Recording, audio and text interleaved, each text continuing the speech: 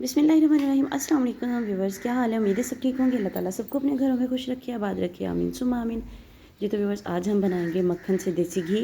मक्खन बनाने की रेसिपी आप लोगों को पिछली वीडियो में दे चुकी हूँ, तो अब इसको कंटिन्यू करते हैं कि मक्खन बनाने के बाद हम देसी घी कैसे बनाते हैं। हम आपको बताएंगे कि आप लोगों का देसी घी क्यों ख़राब होता है, तो आप लोगों को क्या क्या एहतियात करने चाहिए ताकि आप लोगों का देसी घी ख़राब ना हो और वो सालों साल आप उसको महफूज करके रख सकें।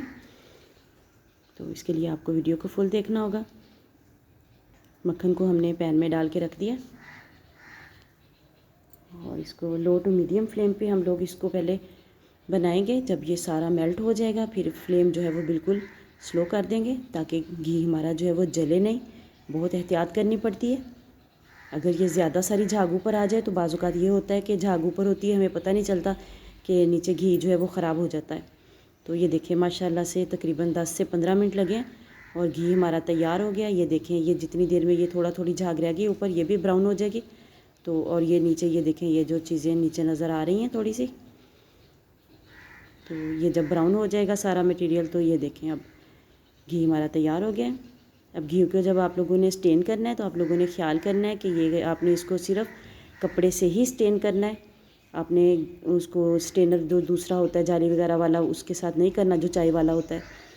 तो ये देखिए कपड़े से इसको स्टेन करेंगे ताकि वो जो नीचे इसके वो घी की वो जो वेस्ट बैठा हुआ है वो इसके अंदर ना जाए, क्योंकि वो अगर चला जाता है, अगर हम छलनी वगैरह से छानते हैं घी को तो फिर हमारा घी जो है वो ख़राब होने का ख़तरा होता है। घी को कभी भी आप लोग प्लास्टिक के डिब्बे में ना रखें, उससे भी घी ख़राब हो जाता है। और अगर आप इसको फ्रिज में रखेंगे तब भी इसमें नमी आके घी ख़राब हो जाता है। जब आपने बर्तन में से घी को निकालना है तो आपने ड्राई स्पून के साथ इसको निकालना है, कभी गीले हाथ नहीं इसके अंदर डालने।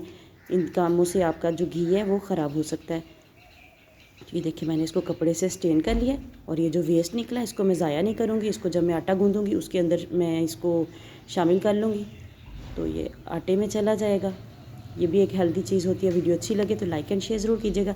चैनल पे नए तो चैनल को सब्सक्राइब करके जाइएगा और साथ में बेल आइकन को ज़रूर प्रेस कीजिएगा ताकि आने वाली वीडियोस का नोटिफिकेशन आप लोगों तक आसानी से पहुंच सके। देखिए माशाल्लाह से कितना ज़बरदस्त घी का कलर आया है और कितना ज़बरदस्त हमारा घी है। जब आपने इसको जिस भी बर्तन में डालना है वो बर्तन भी आपका बिल्कुल ड्राई होना चाहिए। गीले जार में आपने इसको नहीं डालना। अब ये देखें मैंने इसको निकाल लिया है। अब इसको किसी जार में या स्टील के किसी बर्तन में डाल के आप लोग इसको महफूज कर सकते हैं। उम्मीद है वीडियो अच्छी लगी होगी। मिलते हैं किसी नेक्स्ट वीडियो में, तब तक के लिए अल्लाह हाफिज़।